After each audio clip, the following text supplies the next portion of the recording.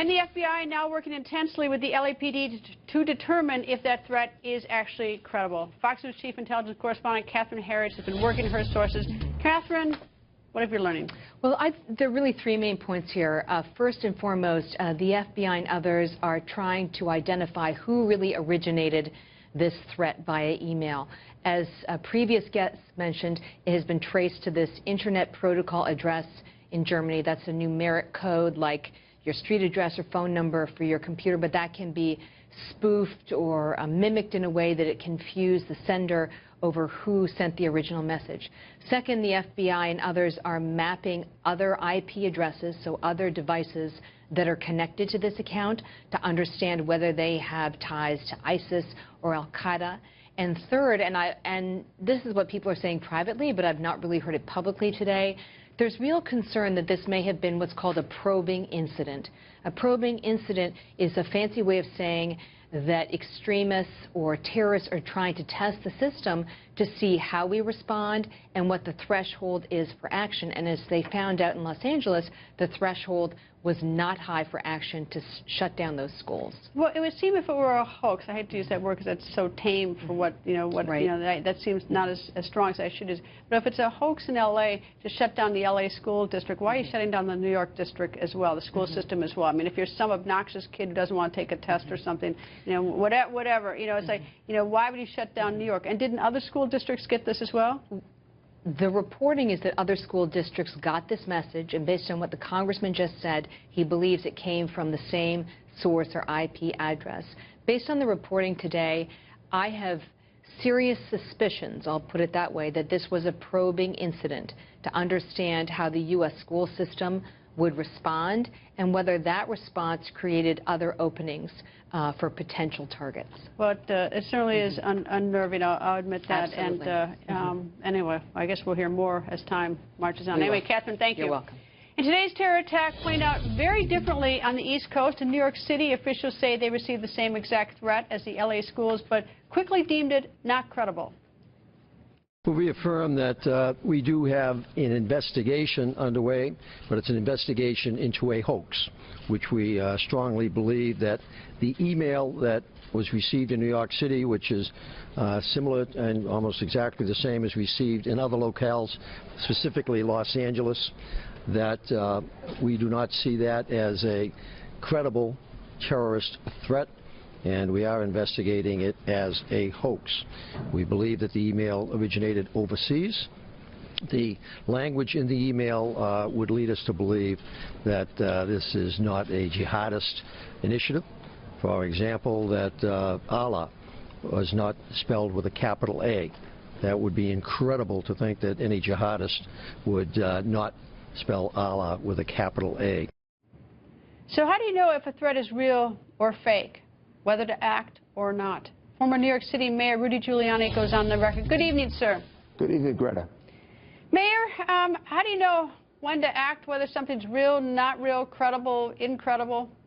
It comes from a great deal of experience. It comes from a tremendous amount of knowledge, and Bill Bratton has it.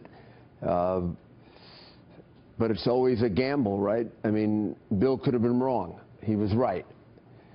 So whenever I got these threats, and after September 11, I would get about 150 a day for about 6 weeks. I would turn it over to my police department, and they would analyze it in great detail. And they would give me a recommendation. We should protect this building, we should evacuate this building, or we shouldn't.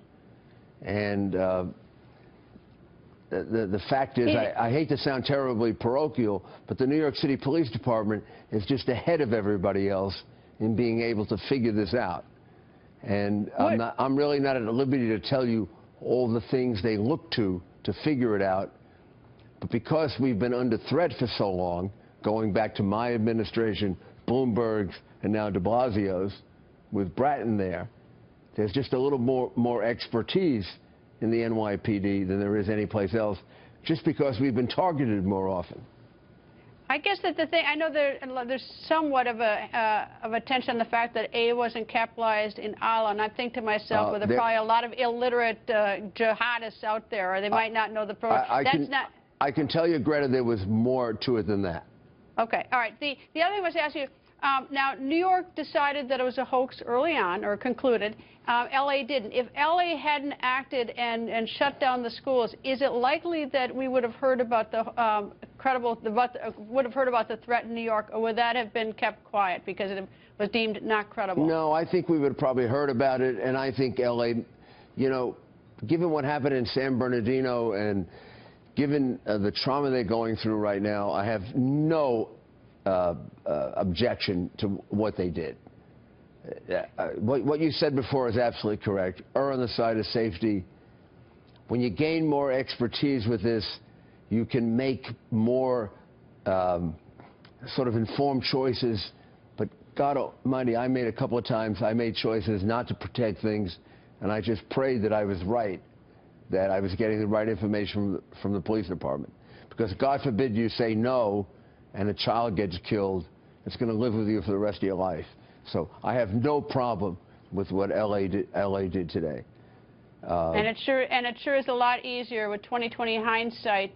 What decision you should have made. You know, that's the problem with this business. The people here who are the bad people are not the people in LA, and not the people in New York, and not the FBI, and not the schools people. It's these monsters who are doing this. And I kind of come out where Catherine Harris did. I have a suspicion this was a probe. I don't think this was a total hoax. I think this was a kind of a probe to figure out how we're going to react. Not an absolute hoax. They weren't going to carry out this attack today, but I think they were testing us. Well, I hope then, as your old business and my old business about in the criminal courts, I hope that there's a quick arrest and we show them what justice is. So we don't get copycats and we stop this probe. I hope so too. But I think we should take this seriously. We should not just write it off. I think they're testing us. Mayor, always nice to see you. Thank you for joining us, sir. Thank you.